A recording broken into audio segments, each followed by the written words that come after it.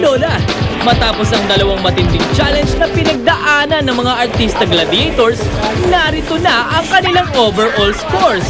Nangunguna sa laban si John with 140 points. Tayo naman sa second place sila JC at Charisse na may 80 points. Pangatlo naman si John Campos aka Mang Mike with 70 points. Nasa ika-4 na pwesto naman si Tado with 60 points, habang nasa huling pwesto naman si Sheena with 50 points. Sa mga susunod pang pagsubok, makabawi kaya ang mga nangungulelat o mapanatili kaya ng mga leader ang kanilang pwesto? Ulan ng pera, ang yaman ni Lola. Nasa pangatlong challenge na tayo. Yung sa unang challenge at saka sa pangalawang challenge, nasukat ang inyong kalakasan pang-individual. Ngayon sa third, masusukat naman ang inyong teamwork. So, team effort. So, ibig sabihin sa kampihan, you will be in pairs. Kailangan talagang magbunutan na naman kung sino ang ka-pair ninyo. So, syempre, ganito lang po. Ang game na to ay may kahirapan.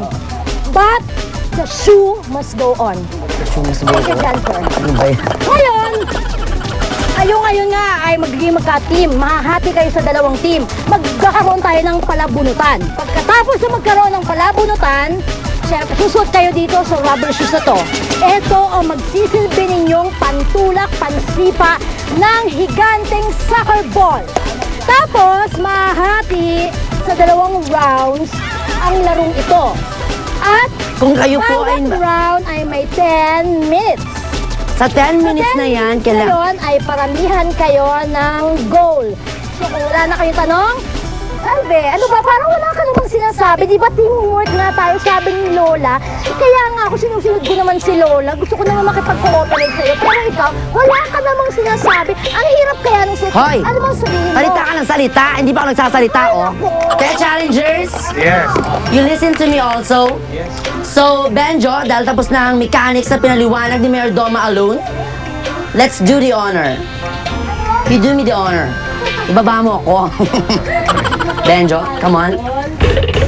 Ayan. This is the magic. Ito yung mahiwagang lalagyan. Hindi mo masabi, no? And we're in, each of you, Pwede naman baol. each of you Cheche. will have to pick one of the balls. Alam mo naman, dalawa. At a time. Isa-isa. For you to determine. Determine. Ano? Silent T. For you to determine Ang ganda. who among. Oh, tama ba yun? Who among will go to the team you are deserving. Ano?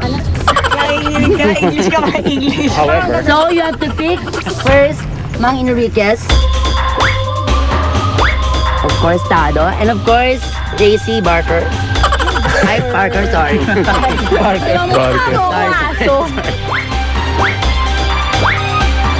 Ngayon, Bogart! Alright guys, since everybody understood what's the mechanic for the games, agad-agad, simula na! Giant Soccer ang susunod na palaro ni Lola. Magkakaroon ng dalawang tig 10-minute rounds ang game na ito. Pero sa loob ng bawat round, hindi pwede ang timeout. Bawal gamitin ang kamay sa pagtulak ng bola. Ang pwede lang gamitin ang giant shoes na dala nila.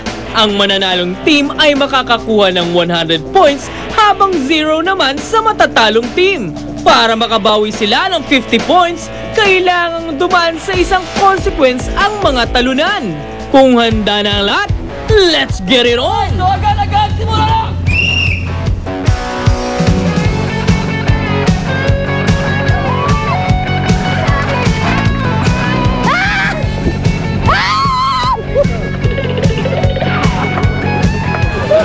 Yaman ni Lola.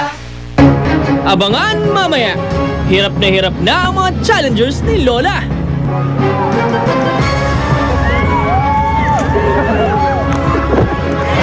Masakit. Tubig. Nahilo. Kaya naman konting pampagana dyan. Pero mukhang hindi tinablan si Charisse. Tuluyan na kaya siyang mag-walkout sa challenge?